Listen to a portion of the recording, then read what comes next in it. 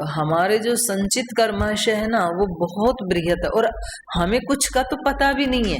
हमें तो अपने कुछ दोषों का तो पता है, वे हमारे अंदर ये दोष है, उनको ही हटाना मुश्किल हो रहा है, हटते नहीं है। और फिर संचित में क्या क्या पड़ा है वो तो हमें पता भी नहीं है, तो हम उसको हटाएं भी कैसे? जिसका पता ही नहीं है उसको कैसे हटाएं? तो बड़ा मुश्किल है। और वो बैठा हुआ है कि मैं फल दे करके ही रहूंगा, क्योंकि ये आपका ही कमाया हुआ है, आपने ही कर्म किए थे। तो उसका एकमात्र साधन है भर्गो देवस्य धीमहि धियो यो नः प्रचोदयात्। भगवान का जो भर्ग है वो उसको क्षण भर में भस्म कर सकता है, उसमें सामर्थ्य है वो। लेकिन उसके भर्ग को हम काम करने दें, ये पात्रता तो हमें ही जुटानी पड़ेगी ना। वो हमारी सहायता करें, कृपा करें हमारे ऊपर, तो कृपा का पात्र तो बनना पड़ेगा ना। तो पात्र बनने के लिए पुरुषार्थ करना होता है। तो ब्रह्म की अनुभूति ब्रह्म की कृपा से ही होती है, लेकिन ब्रह्म की कृपा के लिए पात्र बनना वो आपके पुरुषार्थ से होता है। दोनों का योग होगा उसमें। मैंने ऐसे कह सकते हैं कि ब्रह्म की विशेष कृपा से हमें ब्रह्म तत्व की प्राप्ति होती है या ब्रह्मबोध होता है। न ब्रह्म की विशेष भी मत कहो आप, कृपा तो उनकी विशेष ही होती है, क्योंकि ब्रह्म विशेष है तो उसकी कृपा भी विशेष है। ब्रह्म सामान्य नहीं है तो उसकी कृपा भी सामान्य तो है नहीं। मतलब एक और, चलो आप लगाना चाहो तो लगा लो विशेषण, कोई बात नहीं। एक और संशय था किसी से, मतलब ब्रह्म जीव को ब्रह्म का बोध कराता है, तो ज्यादा ज्ञान जय का भेद क्या केवल माइक ही हो जाता है? ठीक है, गौण हो जाता है। माइक का मतलब गौण, वो तो अभी अपन ने चर्चा की ना, कि जब आप ब्रह्म के साथ तादात्म्य हो गए आपका, उसी को हमारी दर्शनों की भाषा में असंप्रज्ञात समाधि कहा है। तो उस समय तो ज्ञाता जे और ज्ञान, ये माइक, वो माइक कह रहे हैं यहाँ पर। स्वरूप शून्यम इव ये शब्द प्रयोग किया है, तो होता ही है। ठीक है, ठीक है, धन्यवाद जी। ओ माता जी, मेरा प्रश्न ये था कि जैसे योग की सेवा देते हैं तो वहाँ महिला पुरुष दोनों होते हैं, तो आसन कराते टाइम जैसे कोई पुरुष कराता है तो महिला को कभी कभी मतलब आसन खुद भी सिखाते हैं, तो टच भी होता ही है। तो वहाँ कुछ लोगों को तो नॉर्मल लगता है और कुछ लोगों को मतलब गलत लगता है, तो विरोध करते हैं। तो उसकी सोच को मतलब बिल्कुल छोटा क्यों बोल देते हैं कि ये तुम्हारी सोच तो बहुत गंदी है, छोटी है। देखो, लोग की जो मर्यादाएं हैं ना, उनका पालन करना ही चाहिए। क्योंकि जब ये कहा जाता है कि भाई ये तो शरीर जो है ये तो गौण है, पुरुष का शरीर या माँ का शरीर, और वास्तव में तो हम सब आत्मा ही हैं, तो इस तत्व को समझने के लिए तो बहुत ज्यादा जन्म बीत जाएंगे। वो तो एक बहुत ही ऊंची स्थिति है, देहातीत भाव, गुणातीत भाव। तो हमने तो शब्द सुने हैं अभी, और जब तक वो हमारी अनुभूति में ना आए तो तब तक हमें मतलब अपने आप को धोखा नहीं देना चाहिए। ये बड़ा खतरनाक खेल होता है, केवल शब्दों का, अनुभूति नहीं है। तो लोक की अपनी मर्यादाएं हैं, तो लोक की मर्यादाओं का पालन करना ही चाहिए।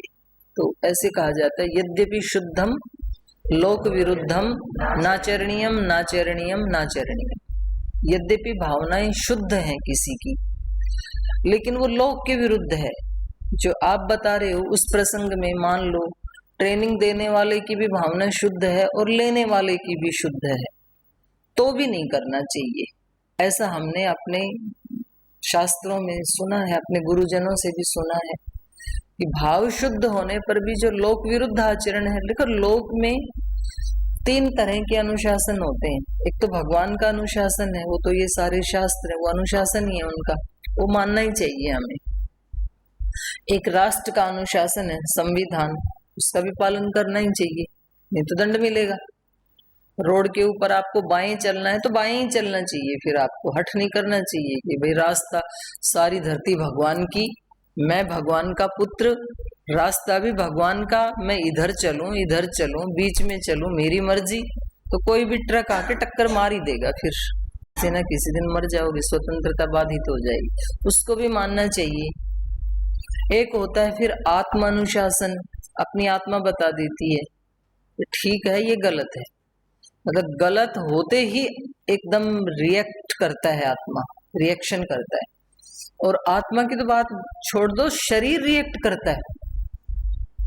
शरीर में कोई गलत पदार्थ डालते ही ना तुरंत शरीर रिएक्ट करता है, उसको बाहर निकालना चाहता है। जैसे स्टार्टिंग में कोई व्यक्ति ऐसा बताया मेरे को,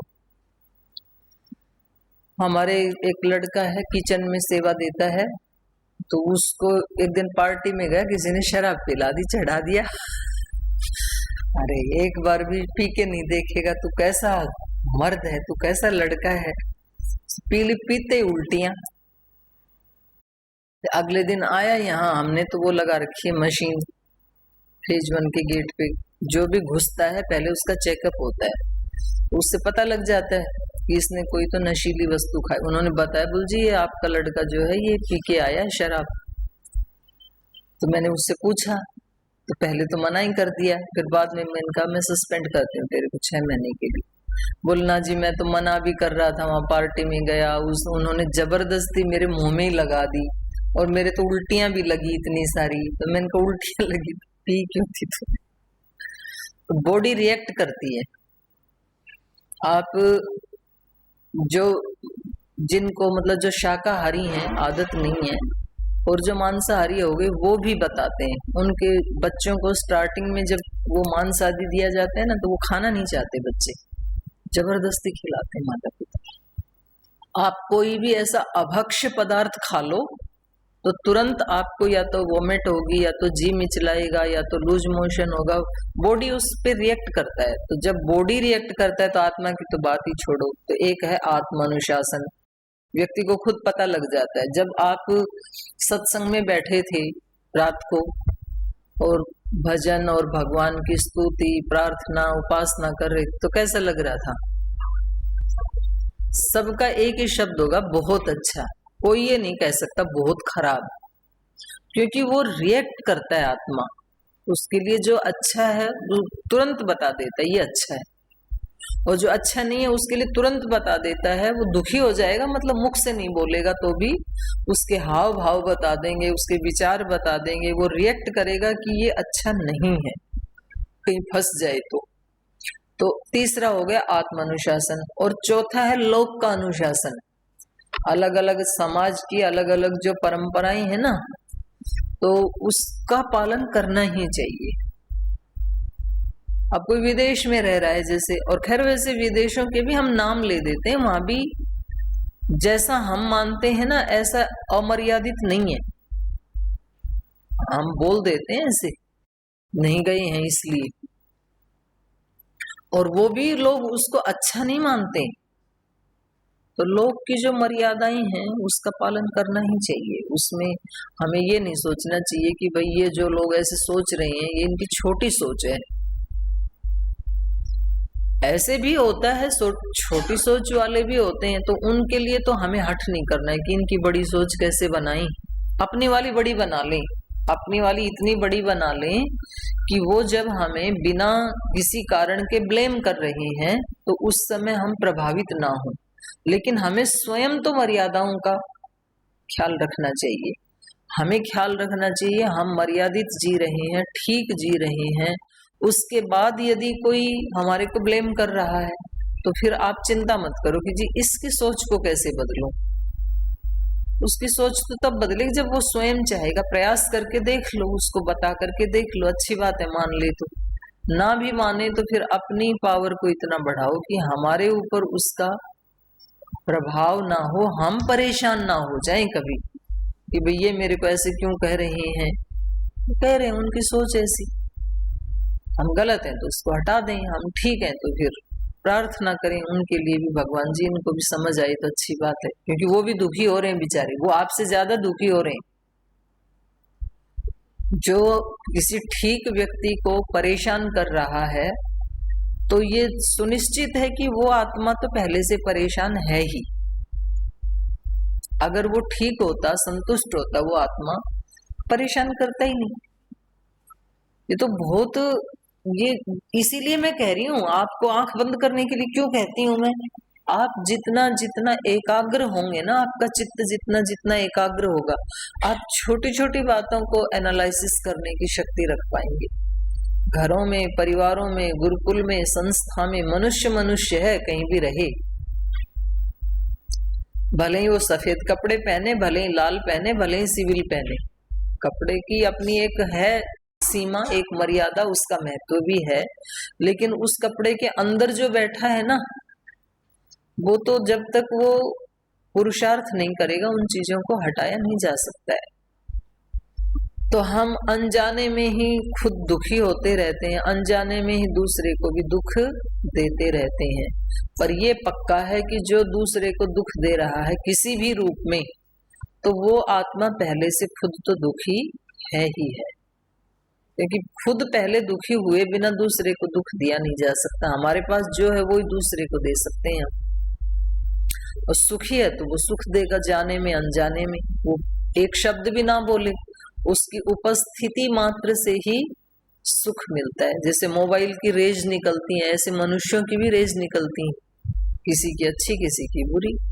तो जिनकी अच्छी निकलती है उनके पास बैठने से सुख मिलता है, बुरी निकलती है उनके पास बैठने का मन नहीं करता है।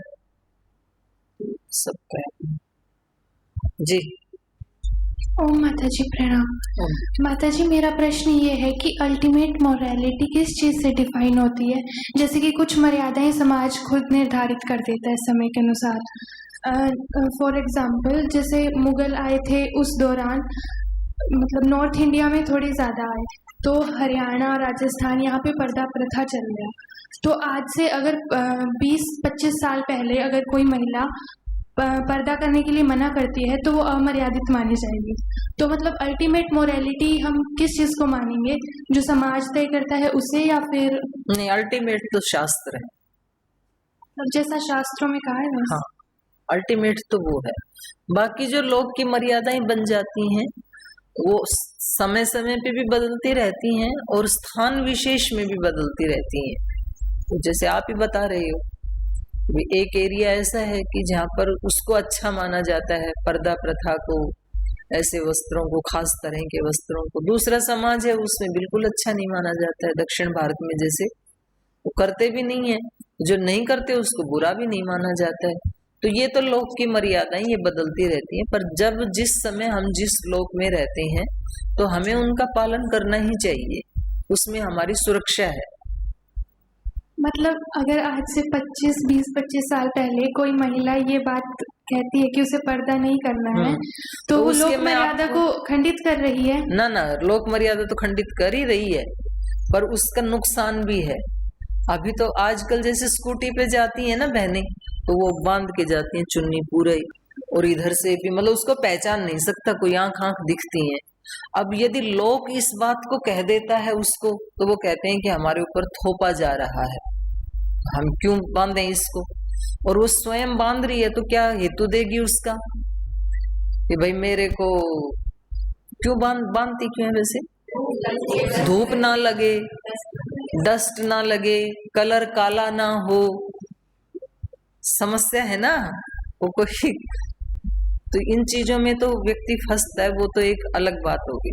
पर मैं कह रही हूँ जैसे कोरोना काल में हम ढक के रखते थे ना, मास्क लगा के रखते थे, तो क्यों लगा के रखते थे?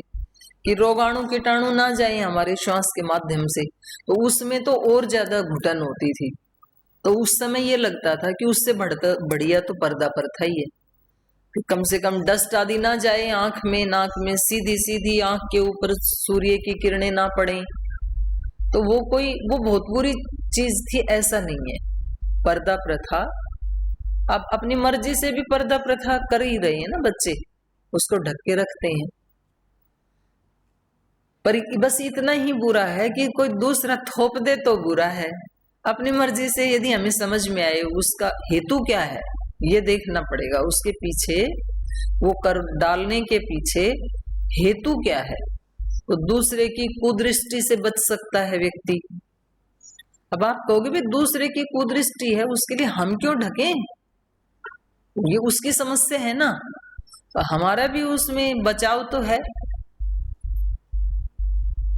और हम डस्ट से बच सकते हैं, पोल्यूशन से बच सकते हैं, कहीं धुआं आदि है समाज में तो वो उससे छन के आएगा, फिर वस्त्र से सीधा सीधा नहीं जाएगा आपके नाक में। और इधर से थोड़ा खुला रहता है तो इतनी तो ऑक्सीजन मिलती रहती है, तो कोई बहुत ज्यादा बुरी चीज भी नहीं है। बहुत ही ज्यादा बुरी हो फिर तो उसका तो विरोध करना ही पड़ेगा, जैसे सती प्रथा आदि है तो उसका तो वो तो बहुत ही बुरी चीज है। तो ऐसे लोक में तो कुछ चीजें देखो अच्छी बुरी पनपती रहती हैं, फिर समय समय पे उनका विरोध भी होता रहता है। पर आपका जो प्रश्न है कि वास्तव में अल्टीमेट क्या है, वो तो शास्त्र है, वो बताएंगे। लेकिन शास्त्र में छोटी छोटी चीज डिफाइन नहीं होगी। अब आपको चारों वेद पढ़ने पर भी कहीं ये नहीं मिलेगा कि पर्दा प्रथा करना चाहिए या नहीं करना चाहिए पर्दा, तो वो तो समाज ही तय करता है। उस समाज के जो बड़े लोग होते हैं, विज्ञ लोग होते हैं, वो ही तय करते हैं उसको। तो उसमें कुछ ऐसी चीजें होती हैं जिनको हम फॉलो कर सकते हैं, कुछ ऐसी होती हैं जो बिल्कुल ही गलत होती हैं मानवता के लिए, तो उनका तो विरोध होता है, वो समय समय पे नष्ट भी होती रहती है। ठीक, तो मुझे लगता है पढ़ लें थोड़ा, तो चलो थोड़ा एक दो श्लोक पढ़ते हैं, आगे चलो। श्री राम इनसे पूछ रहे हैं कि भाई आप ये बताओ, आपका बाली के साथ वैर क्यों हुआ? किम निमित्तम अभूत वैरम श्रोतुम इच्छामि तत्वतः। तो अब ये बता रहे हैं, ततः प्रहृष्ट वदनः सुग्रीवो लक्ष्मणाग्रजे वैरस्य कारणं तत्त्वम् आख्यातुमुपचक्रमे श्रूयतां राम यद्वृत्तम् आदितः प्रभृति त्वया यथा वैरं समुद्भूतं यथा चाहं निराकृतः बाली नाम मम भ्राता ज्येष्ठः शत्रुनिषूदनः पितुर्बहुमतो नित्यं ममापि च तथा पुरा पितर्योपरतेऽस्माकं ज्येष्ठोऽयमिति मन्त्रिभिः कपिनामीश्वरो राज्ये कृतः परमसम्मतः राज्यं प्रशासतस्तस्य पितुर्पैतृमहामतः प्रणतः प्रेष्यवस्थितः मायावी नाम तेजस्वी पूर्वजो दुन्दुभिः सुतः तेन तस्य महद्वैरं स्त्रीकृतं विश्रुतं पुरा। तब ये ततः प्रहृष्टवदन सुग्रीव लक्ष्मणाग्रजे वैरस्य कारणं तत्त्वम् आख्यातुम उपचक्रमे। जब श्री राम ने ऐसे पूछा तो सुग्रीव जी प्रसन्न होकर के, जो लक्ष्मण के अग्रज हैं श्री राम, उनके समक्ष वैरस्य तत्वम कारणम, वैर का जो वास्तविक कारण था उसको, उस तत्व को तत्वम आख्यातुम उपचक्र में, वो बताना शुरू किया कि वैर हुआ कैसे। तो वो पूरी कहानी सुना रहे हैं अब। श्रूयताम राम यद वृत्तम आदितः प्रभृति त्वया, जो आपने पूछा है, तो जो प्रक्रिया हुई, जो प्रोसेस हुआ उस समय, यद वृत्तम आदितः प्रभृति, मैं प्रारंभ से अंत तक आपको पूरा सुनाऊंगा। यथा वैरम समुद्भूतम, जिससे कि ये वैर उत्पन्न हो गया हम दोनों भाइयों में। यथा च अहम निराकृतः, जो वैर हमारे बीच में हो गया और जिससे कि मैं निराकृत हो गया, उनके द्वारा निष्कासित हो गया, निकाल दिया गया, वो सारा वृत्तांत मैं आपको आदि से अंत तक सुनाता हूँ। बाली नाम मम भ्राता ज्येष्ठ शत्रु निषूदन है। बाली नाम के मेरे बड़े भाई हैं जो कि शत्रु का नाश कर देने वाले हैं। शत्रु निषूदन है, बहुत बलशाली हैं बाली। जैसा उनका नाम है वैसा ही उनका व्यक्तित्व भी है। पितुर बहुमतो नित्यम, और मेरे पिताजी उनको बहुत मानते थे क्योंकि वो हैं ही इतने बलवान। पितुर बहुमतो नित्यम ममा पीछे तथा पूरा, और उससे पहले जब तक कि मेरे को निकाल नहीं दिया तब तक तो मेरे भी बहुत सम्माननीय थे वो। ममापि बहु मतो नित्यम, मैं भी उनको बहुत महान मानता था, पिताजी भी बहुत महान मानते थे। पितरी उपरते अस्माकम, अस्माकम पितरी उपरते, जब हमारे पिताजी का स्वर्गवास हो गया, पिता चले गए, तो ज्येष्ठो अयम इति, ये ज्येष्ठ पुत्र हैं, इति मंत्री भी, ये मंत्रियों के द्वारा कहा गया। कपिनाम ईश्वरो राज्य, और जो हमारा वानरों का राज्य है, किष्किंधा नगरी का जो राज्य है, वो मंत्रियों की परम सम्मति से सब लोगों ने मिलकर के उनको राजा बना दिया, क्योंकि वो बड़े भाई थे और पिता भी उनको बहुत मानते थे, मैं भी उनको बहुत मानता था, तो उन्हीं का ही अधिकार था राज्य के ऊपर। तो पिता के जाने के बाद वो राजा बन गई। राज्यम प्रशासतः तस्य पितृपैतामहं महत्, तो जब वो राज्य का प्रशासन कर रही थी, कौन से राज्य का, जो हमें हमारे पिता और पितामह आदि से जो महत् राज्य मिला था, उसका प्रशासन करते हुए, राज्य करते हुए, अहम सर्वेषु कालेषु प्रणतः प्रेष्यवस्थितः, जैसा जैसा वो मुझे बताते थे मैं उनका अनुचर होकर के सब कार्य करता था, सेवा करता था। सर्वेषु कालेषु, हर समय, सभी काल में, तो मैं हर काल में प्रणतः, झुक करके, सिर झुका करके, उनका कहना मानते हुए, प्रेष्यवस्थितः, मैं उनका प्रेष्य बन करके, उनका सेवक बन करके रहता था, अवस्थितः।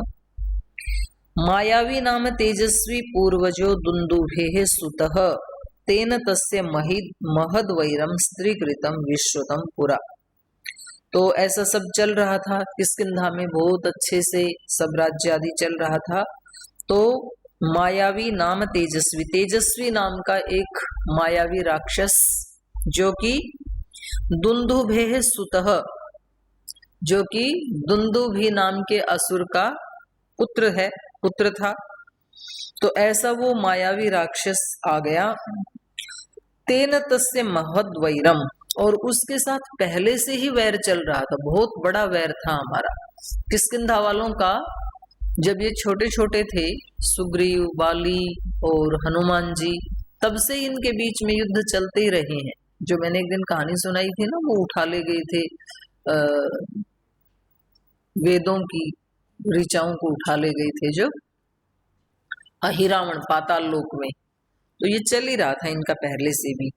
तो तेन तस्य महद वैरम स्त्रीकृतम विश्रुतम पुरा, किसी महिला को लेकर के इनका बहुत बड़ी शत्रुता चल रही थी, माने बाली भी उसको प्राप्त करना चाहता था और इधर ये तेजस्वी भी। स तो सुप्त जने रात्रौ किष्किंधा द्वारम आगतः नर्दति स्म सुसंरब्धः बालिनं च आह्वयत रणे। तो एक दिन ऐसे हुआ कि जब रात्रि में सब लोग सोए हुए थे, सुप्त जने, सब जन सोए हुए थे, तो किष्किंधा द्वारम आगतः, ये मायावी जो है ये किष्किंधा के द्वार पर आ गया, नगर के बाहर आ गया, और सुसंरब्ध नर्दति स्म, और बहुत ही तेज आवाज में वो गर्जना कर रहा था। बालिनम च आह्वयत रणे, और रण के लिए बाली को ललकार रहा था, आह्वान कर रहा था।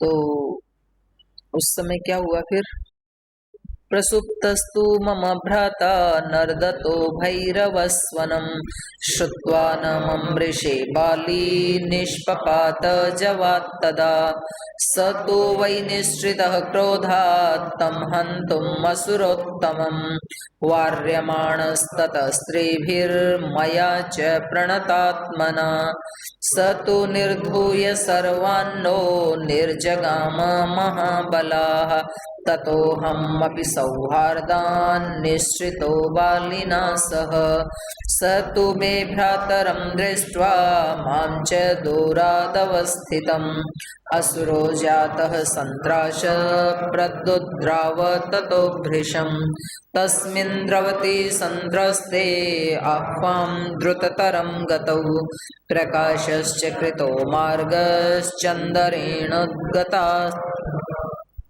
उद्गच्छता तदा। चलो तो फिर इसको कल ही करेंगे भाई, समय हो गया। ओम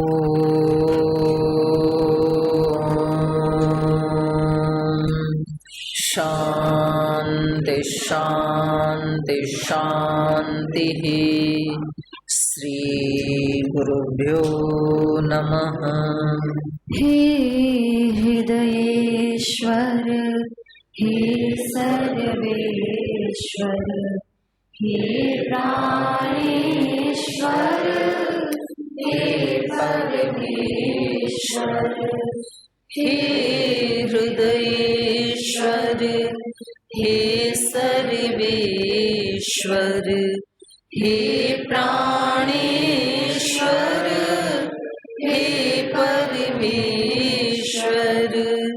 हे समर्थ हे करुणा सिंधु हे समर्थ हे करुणा सिंधु विनती स्वीकार करो, विनती स्वीकार करो। भूल दिखा कर उसे मिटा कर, भूल दिखा कर उसे मिटा कर अपना प्रेम प्रदान करो, अपना प्रेम प्रदान करो। पीड़ हरो हरि पीड़ हरो, पीड़ हरो हरि पीड़ हरो, पीड़ हरो हरि पीड़ हरो, पीड़ हरो हरि पीड़ हरो। हे हृदयेश्वर हे सर्वेश्वर हे प्राणेश्वर हे परमेश्वर हे प्राणेश्वर हे परमेश्वर हे प्राणेश्वर हे परमेश्वर। ओम श्री गुरुभ्यो नमः।